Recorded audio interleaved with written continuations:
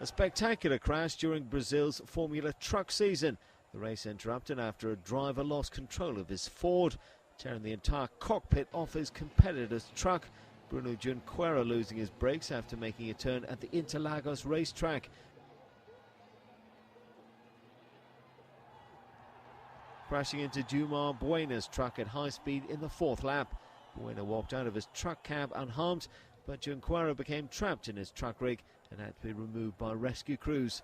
He was later taken to hospital with minor injuries.